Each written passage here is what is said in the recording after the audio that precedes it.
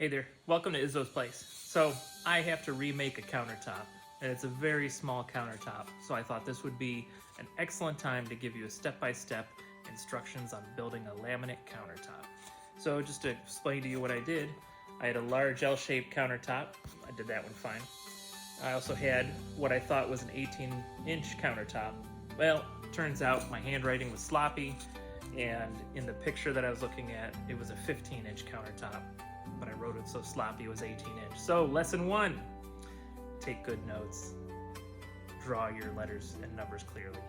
That'll save you some mistakes down the road. But that's okay, a learning moment for everyone. So as we go, some of the safety concerns that we're going to pay attention to, I'll be wearing safety glasses the entire time. For whenever the sound is loud, I'll be wearing my hearing protection. It's very important. I didn't used to pay attention to this when I was younger, and now I'm just trying to save what's left of my hearing. Since we're doing a smaller countertop, there's not going to be really any lifting issues, but if you were using big sheets of plywood, you'd want to lift carefully. You don't want to hurt your back, you don't want to hurt your legs. Lift properly and be balanced. And if you ever need help, get help. That's very important.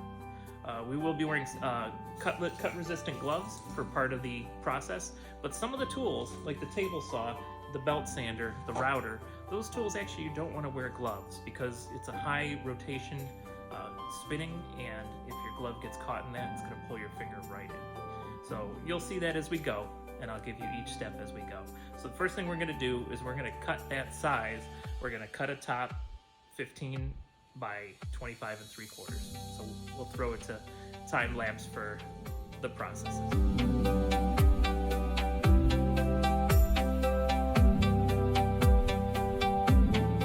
Okay, now we've got our countertop top cut to size. Let me show you this one. So this is the one that I made too wide by accident, 18 inches. Now you might think, well, Izzo, why don't you just cut 3 inches off? But to do that, then the side is finished. And with laminate, you get that dark line. And I would want it to be consistent where the dark line is on the edges. So if I did cut this to 15 inches, slapped on another finished side, my dark line would be on top. So I just want to give the customer a nice top, and it would be nicer if I remade the top. But anyway, so we got our 15 by 25 3/4 over there cut. So next we put on edging. That's how we get to the 1.5 inch size here. We put another layer of 3/4 on. So we don't put a full piece on, it keeps the weight down. Now this particular customer, they requested 6-inch edging. Normally I would do like a 3, 2.5 even sometimes, but this was requested. I don't mind going through with my customers' requests when they're not unreasonable, and this is just fine. So I'm gonna cut some 6-inch pieces, and then we're gonna put our edging on. Okay, I figured I would explain this step as I go. We're not gonna time lapse it. And now we're finally gonna put on the gloves.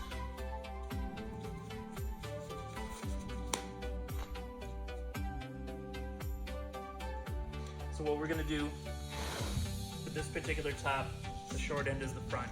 So I'm gonna cut and put the short end on first. Then I'll put on 2 back pieces. Then I'm just gonna put a little piece on. Doesn't really matter with the edging being that wide, it really doesn't matter, but I'm a completionist, so we're gonna put it on there. All right, so the first one should be 15 inches. And that's what we're gonna cut. Oh, then I'm gonna glue them. I'm gonna put them on with narrow crown staples. So what could you do if you don't have a narrow crown stapler? Let me show you what the staples look like. And they're not very big. I only use 1 inch because really the glue that I'm gonna put on there, that's doing all the holding. The staples are just kind of there to hold it together until the glue dries. So this is doing the holding power, little 1-inch staples to go through the 3/4 plywood. You could also do 1.25 inch, but I'd have to go to the store to refresh my 1.25 inch. So the inch is gonna be just fine for today. But if you were building this at home and you didn't have a stapler like this, you could hammer in staples. They sell ones that you make that could go through. That'd be pretty tough. You'd be better off hammering in nails if you're gonna do it by hand. You could also screw it in with some 1.25 inch screws, and that would work as well. So just different ways you can do it. I've got a nice cordless narrow crown stapler that I'm gonna use. But I wanted to give you options, or at least explain the options. All right, so please forgive the noise. have headphones on. Be careful. This end seems pretty true, so I'm not going to cut it off.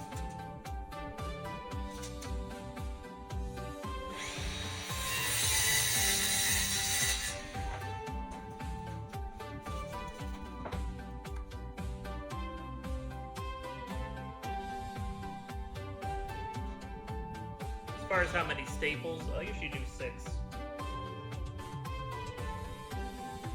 So I'll try to get as flush as I can, but we can run over with the router these edges if we need to, if they're a little bit big. And I'd rather be big than small. If big, you can route it off. Small, you can't do anything. So that's nice and flush. Now, if you've only got a couple of staples in, and you found that you haven't quite done it right, you can give it some taps with a hammer, either direction, and then once you've got it flushed up again, put the rest of your nails in.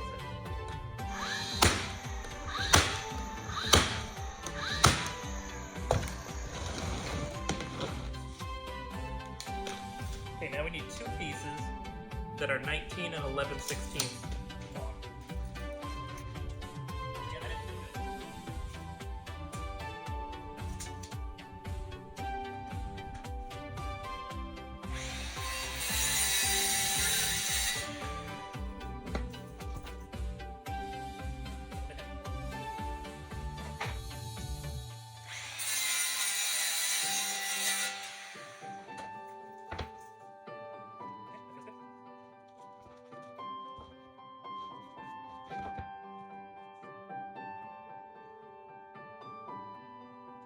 Here I do 6 again.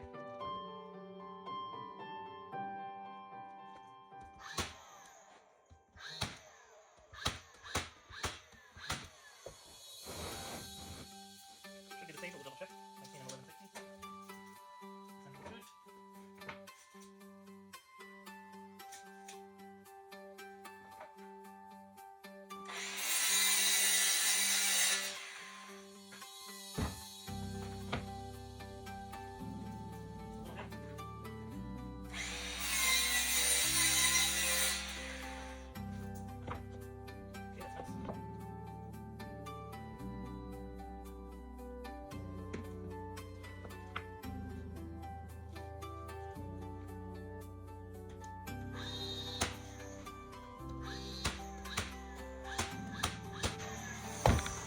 Okay, and like I said, this little gap here really doesn't mean anything.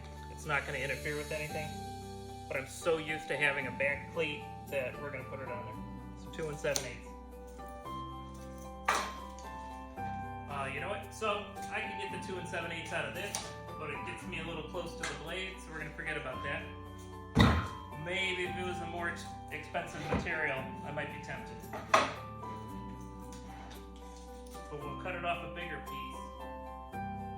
That'll keep our hands safe.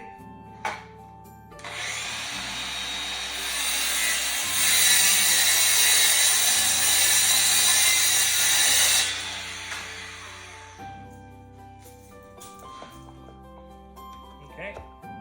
Unfortunately, I cut it right the first time. If I'd cut it big, probably would toss it and cut one off the bigger piece, just to be safe.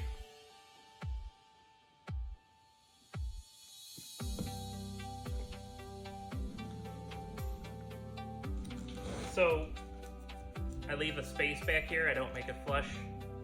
That's really for another purpose that doesn't apply to this top. So we'll explain that on a future top.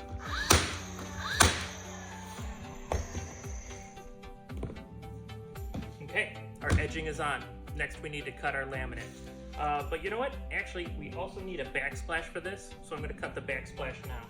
The backsplash is actually just one piece of 3/4 material that we're going to cover with the laminate.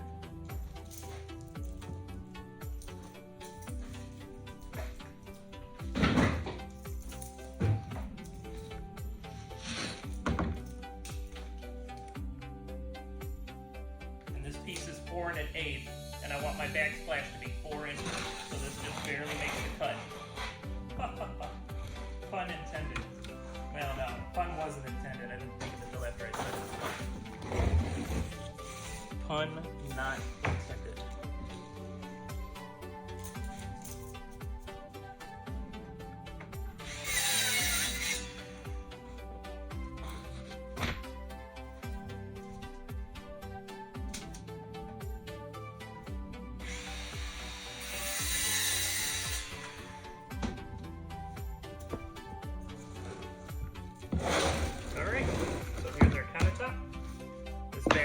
be attached on after it's installed. So we need a top. For this countertop, we need 3 sides for the edging. For the splash, we need the face, and we need the top and both sides edging for that. So we're gonna put you back on time lapse, and I'm gonna cut that stuff up.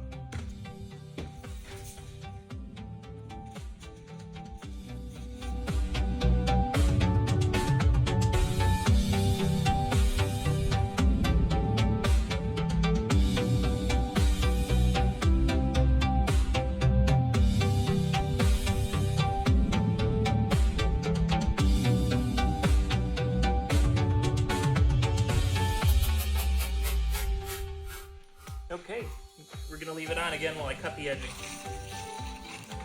So we got 2-inch edging for the 3 edges of that, and I got 1-inch edging for the 3 edges of that. So I'm just about an inch big, but you know, you don't have to really measure it.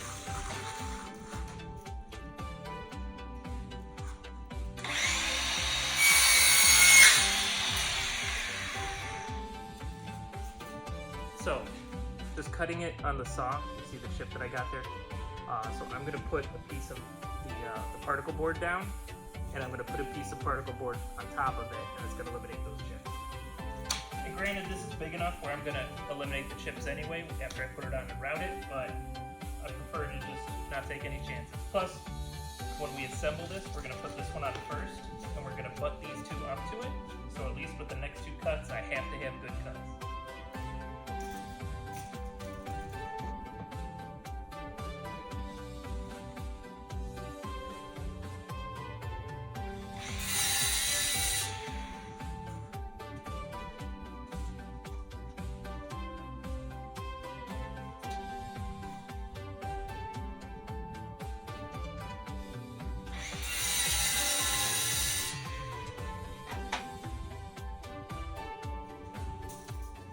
Alright, so again, that side was with the without any protection, so it chipped out. Then when I used the particle board for protection, no chips.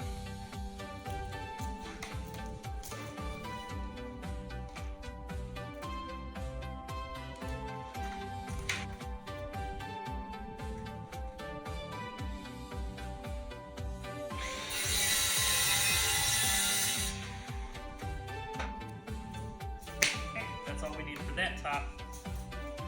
I am using this for something else. I'll show you later.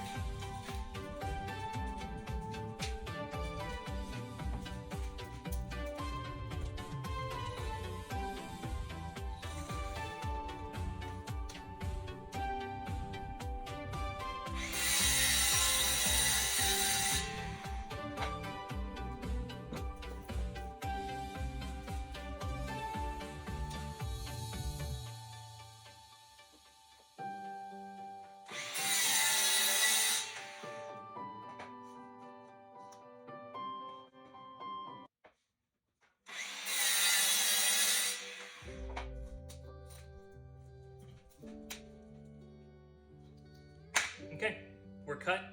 Let me set up some glue and I'll be right back with you. Okay, for sticking laminate, what you want is contact cement. Now in a few minutes you're gonna see me spraying contact cement, but if you don't have yourself a cabinet shop or a supplier, you're not gonna come across that. So what are you gonna use at home? Well, you're probably gonna use something like this. So this Wilson Art 500, I've seen it at Lowe's. I got it from somewhere else, but I've seen it at Lowe's. Home Depot carries another brand. Honestly, I can't think of what that brand is right now. If I was smarter, I'd looked it up before I hit record. Anyway, but all you want is a little 4-inch handle, a little foam roller, and you'd use it like paint. Get a little paint tray, pour a little bit out, get it on there, and then what you want to do is whatever surfaces you want to stick together, you actually glue both surfaces and you let them dry. And then once they're dry, you stick them together and you put some pressure on them. Some people use a hammer and a block of wood. I like to use a seam roller or a laminate roller, and then it's stuck, and unless you did something wrong or there's some defect in the glue or the wood, it shouldn't come apart. So I'm going to show you my spraying method though, because that is what I do here at this shop. Sorry.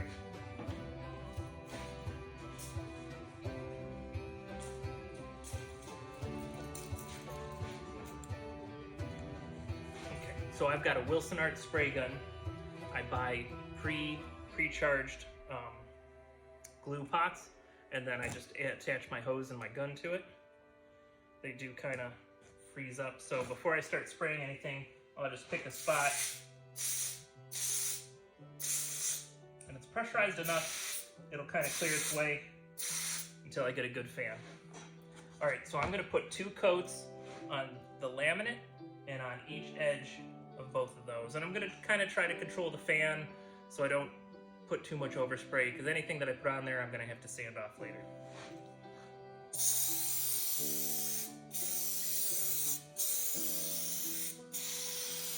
Something really satisfying about that for some reason.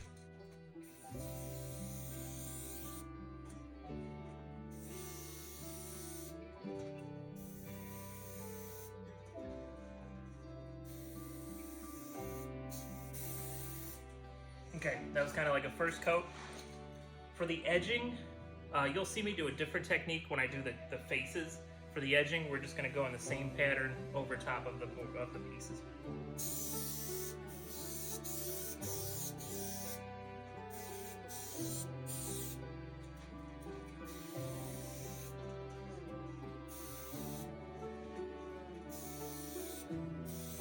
Of course, what 45-year-old science fiction comic nerd is not going to pretend to be Spider-Man and then get glue all over his shop like an idiot? So let's see. Yeah, I'm that dumb. Alright, we're going to let this sit for 5 to 7 minutes and then I'll stick it with you. So to me, the spray glue has no smell. But maybe my smell sense is damaged a little, because I know sometimes when I'm spraying this and other people not familiar with the shop come in, they'll note that there's a smell to it. Like I said, I don't notice the smell anymore. Now, this stuff, the roll-on contact cement, oh my goodness, make sure you have ventilation or even wear a respirator. So I'm not using this tonight, but in just having thoughts of safety, trying to be safer on the channel, I've opened the garage doors. There's plenty of ventilation in here. It's raining outside. It's a nice cool night. There's a breeze coming in. It's actually quite lovely. And then in a little bit, we're going to get into either some mineral spirits or some lacquer thinner, and those have a distinct odor too. So in either case, it's good to have the door open, keep yourself well ventilated. You don't ever want to endanger yourself with any of the fumes. So enough time has gone by. Let's go ahead and stick these. We're going to start with the splash. So we're going to start with the top, and we're just going to I'm going to use kind of overlap it with my fingers, so that way I can make sure that I'm kind of centered, or at the very least I want to have overhang on all 4 edges, all 4 sides. Okay. Then I'm going to roll it. I like to hold the roller like this. It lets me put good pressure on it. I've seen some people roll like this. I just don't feel like I get good pressure. So I kind of like cup it, so I'm able to push down on it, give it good pressure. Now when I get closer to the edge, I kind of like grab the wheel and make sure I don't roll too far. If I roll too far, I'll break off that laminate, and that's no good. Now you might notice, kind of use either hand. I'm right-handed, it's my dominant hand, but I can do a lot of construction things left-handed. And if you ever catch me eating, I'll have to pay attention to my Thirsty Thursdays. I may drink left-handed too. But I do have a little bit of ambidextry going on with something. So we made sure that those cuts were nice, so I was able to push it up against the piece that we already stuck. So I can roll most of this like normal. And then I like to take the roller sideways then, and I cut that small enough so I can actually roll on it even with that overhang. So let's do the other side.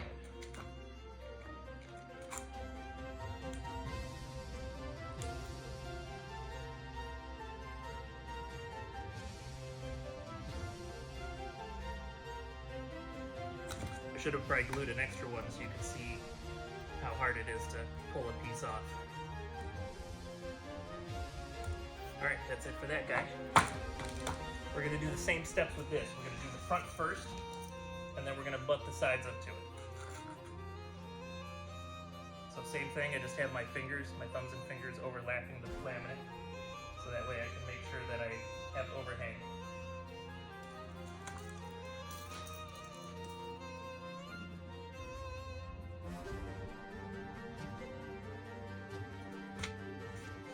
Okay, same thing, we're gonna pick the best edge, and we're gonna push it up against the front.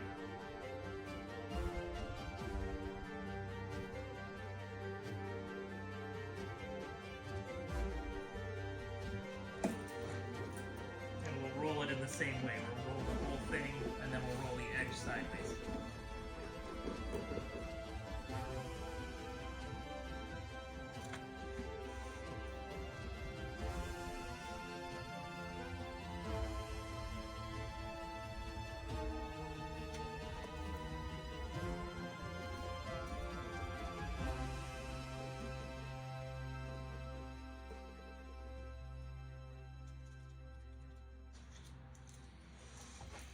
All right, cool.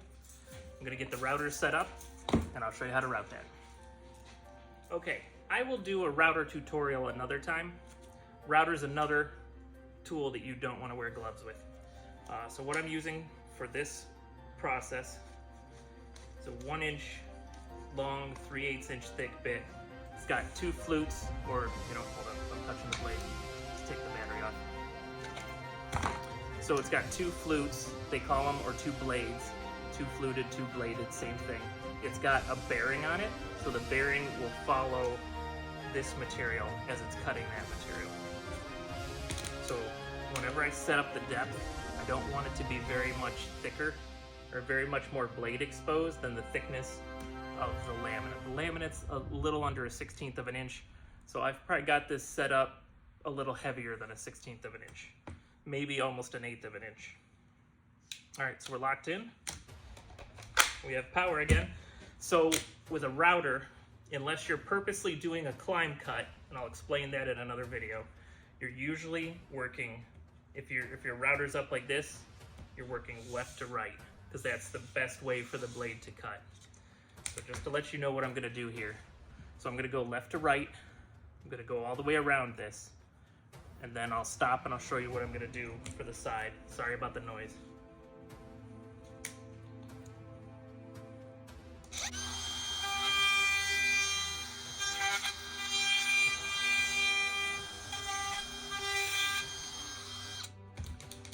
Okay, so that was the top. That was a nice easy cut. So what you're left with, I have to do the sides. Now, if I just went left to right, if I started here and went towards this top, when I got here, this would break out. It would chip out, I'd have a chip there. Then when I'm coming back in on this, it wouldn't chip out. That's just the way that the blade goes. So I'm gonna do it and then I'll explain it.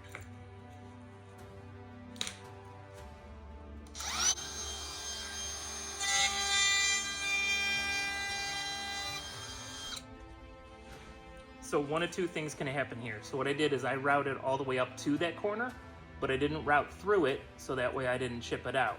One of 2 things I can do here. I can then either come back to the top plane, and if I come at it this way, then it's not gonna chip out. Or I can just leave it and I can belt sand it later. I personally like to route that. So what I'm gonna do is I'm gonna route that little corner, then I'm gonna come back here and route this, which that's safe from chipping because of the way the blade goes. And then I'm gonna do the other side all in one step so you can see the whole thing.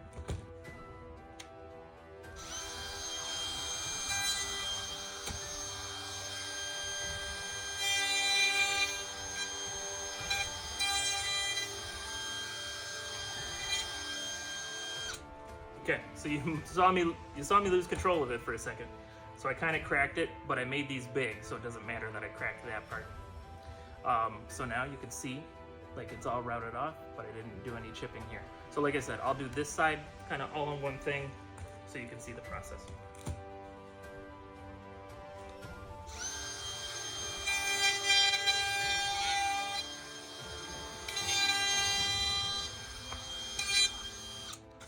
Okay, we're gonna do the same thing with the countertop, so I'm just gonna do the whole process. I've already explained it to you with the splash. It's the same movements.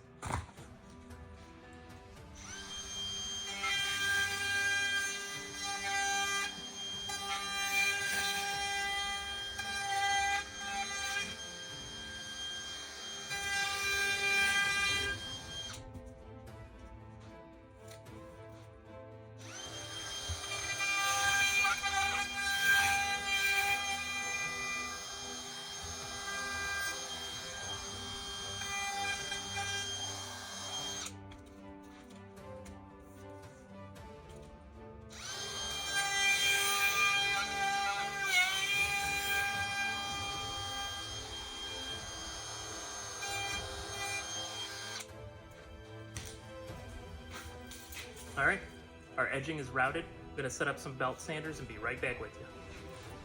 Okay, and we're ready to sand now.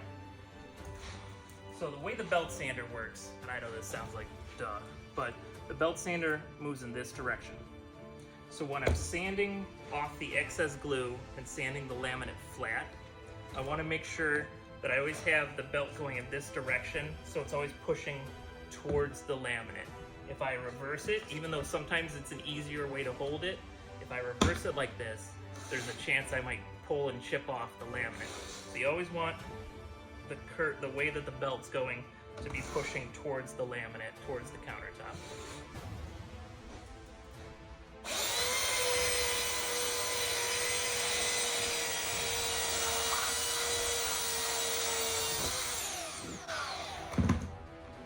Okay, and you gotta watch. Sometimes the belt sander will grab it. I thought that this was big enough. Now, it doesn't feel like I did any damage to it. I'm just gonna go over it and kind of smooth everything over. But now that happened to me once, let's go ahead and clamp it. So I've got these really nice caulk style clamps. You know, any clamp will do. This is what I have. This is what I like.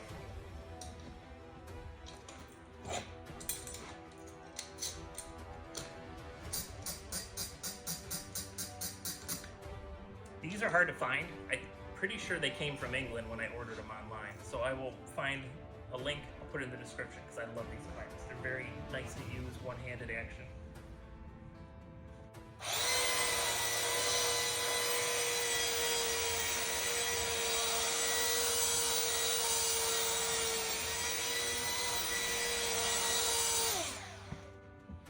Okay, so there's a light haze of glue left. You don't have to take it all off. As long as it feels nice and smooth, you don't feel anything. Now, with laminate, be careful. Like what I just did, if I put my hand too sharply on an angle, I'll cut right through my fingers with like it's like a massive paper cut. So be very careful when you're dealing with laminate.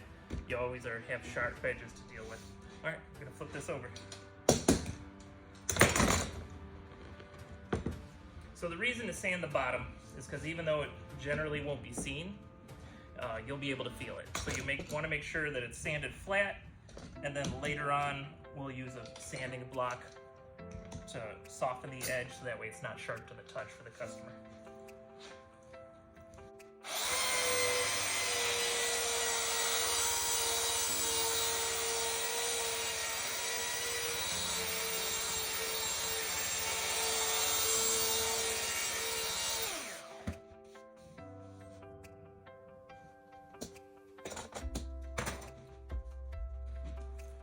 Okay, now something we'll want to do before we go any further with this countertop, we're going to take a file, just normal wood file, and we're going to file in this direction until it's flat. You don't want to go very deep or you'll cut through the color. Doesn't take very much after you've rounded it.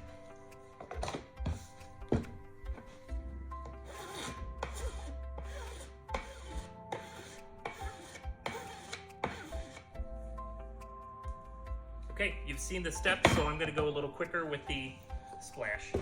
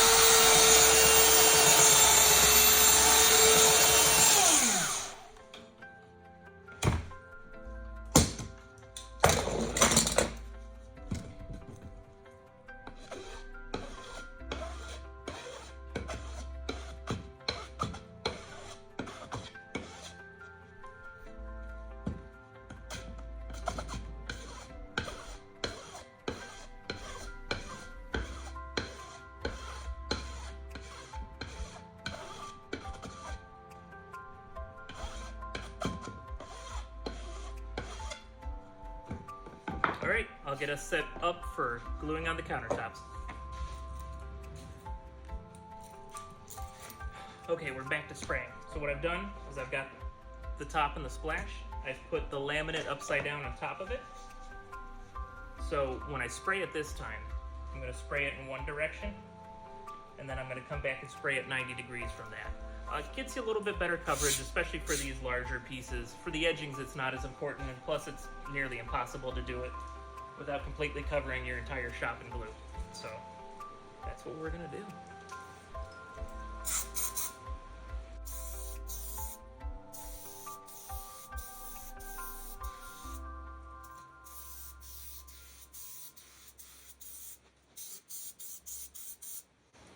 Okay, as you see, when I spray, I kind of am overlapping half the fan.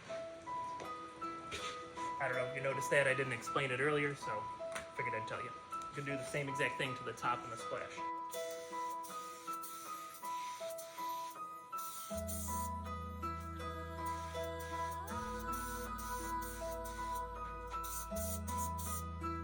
Okay.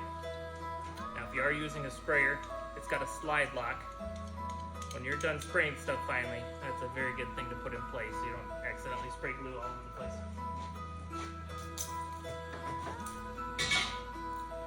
And I'll be back with you in 5 to 7 minutes.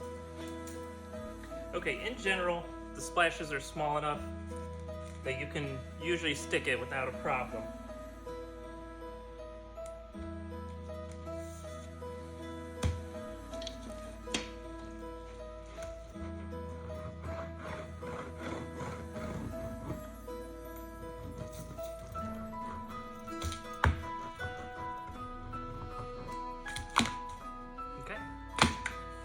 Now this one's small enough that I could probably flip that and stick it and not have a problem. But sometimes if you do it that way, especially with a larger piece, you're just gonna run into problems. So the solution to that is dowel rods. I've got a collection of 3/8 dowel rods of various lengths. So as long as they don't have too much glue or the glue is very old and dried, you won't have any problems. So for this, we're just setting 3 dowel rods down. We put the laminate on. We make sure that there's overhang. I'm not talking loud, you're talking loud. We'll take them out one at a time.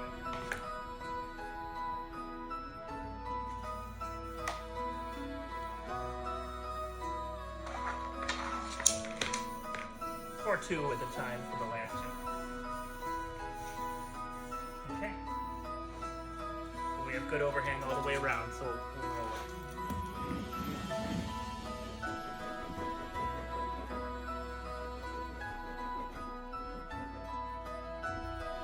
Okay, I'll get us set up for routing. Okay, when I route this now, we're going to be running the bearing against the laminate. The bearing can cut into the laminate if you're not careful. So what I like to do is I like to get some sort of lubricant, spray lubricant. WD-40 would work. This is Kano Aerocroil, the oil that creeps. Someone gave this to me. It works pretty good though. Just put a tiny spray on there. Just make sure that bearing's nice and loose and clean of glue. Okay, and I'll go get a battery.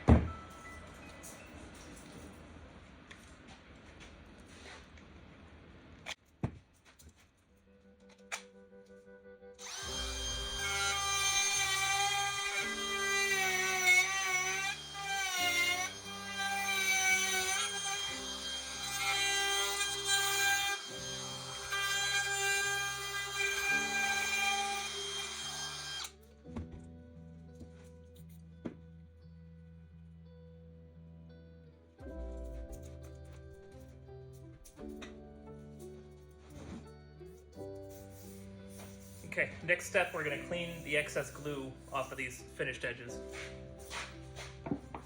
So to do that, I'm going to use lacquer thinner or paint thinner. This morning I cleaned with lacquer thinner because it's been a while, and I'm going to clean with mineral spirits now. See which one I like better. So I like to wipe it down, the whole thing down once, and then go back and really give it a cleaning.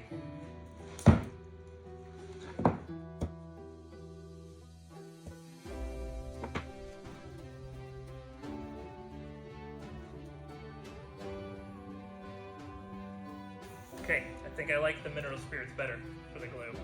Like I said, it'd been a little while since I'd done mineral spirits, so I don't know why I stopped. Now remember, with your chemicals, make sure you're ventilated.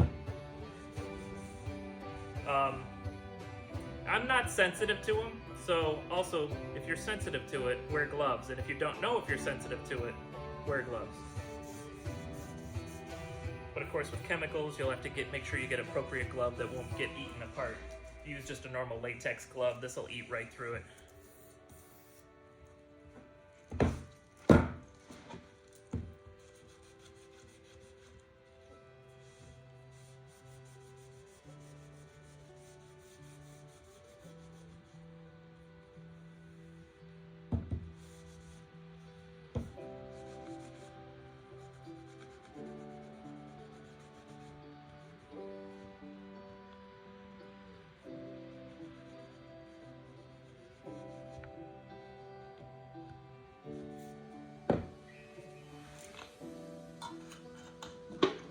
Okay, now we're going to take a different bit. We're going to take a chamfer bit, little 45-degree bit, and I've got it so it barely cuts through the laminate. And I'm going to draw a picture of what we're doing. Oh, where's my marker? I only got a pen. All right, so this is an exaggeration. So here's the substrate. Then there's a little layer of laminate on top. And it overlaps the layer on the front. So what we're gonna do, can you see that? You can see that. So what we're doing is we're putting the tiniest little angle on here, on the front of that, and then that makes it easier to sand it and to soften it so that way no one cuts themselves on it. You could also just file it, but if you do this little tip, it makes you a little bit more consistent with your filing at the end.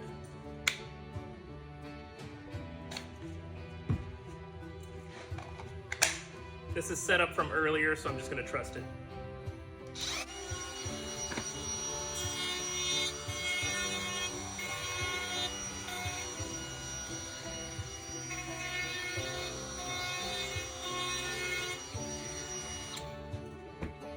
Okay, now we're going to file it.